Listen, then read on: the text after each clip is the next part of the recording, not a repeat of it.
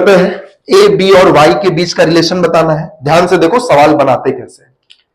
यहां पर ये ए नाम का इनपुट है और ये ए इनपुट दिख रहा है, कॉमन वायर से जा रहा है, मतलब ये भी ए और ये भी ए, ठीक है ना।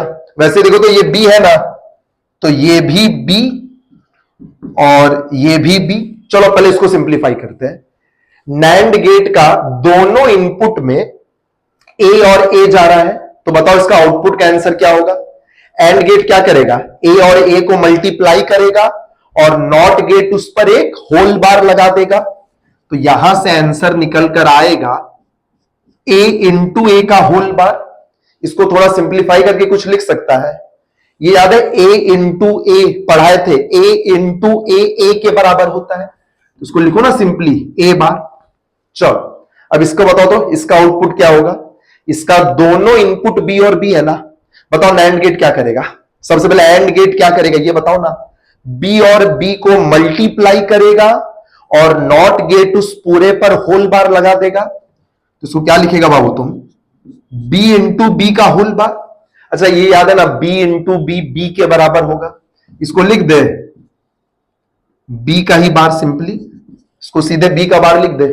चलो आगे सिंप्लीफाई करो, यहां से ए बार आएगा और यहां से बी बार आएगा और फिर मिलेगा बाबू कौन सा गेट, फिर मिलेगा एक नैंड गेट।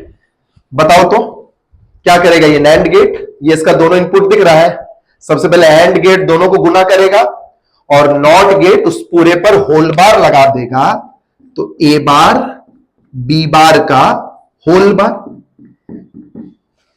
यही ना होगा वाई का आंसर।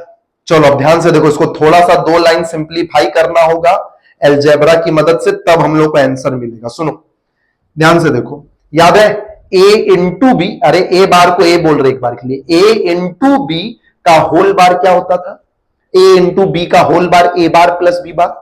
ये तुम्हारा ए है, बताओ ए इंटू बी का होल बार ए बार प्लस, अरे ये ना तेरा बी था, बी बार, ये पता ना बार का बार बोले तो बार फिटूस, अरे अपोजिट का अपोजिट मतलब फिर से सीधा ना हो गया, ए बार का बार मतलब ए।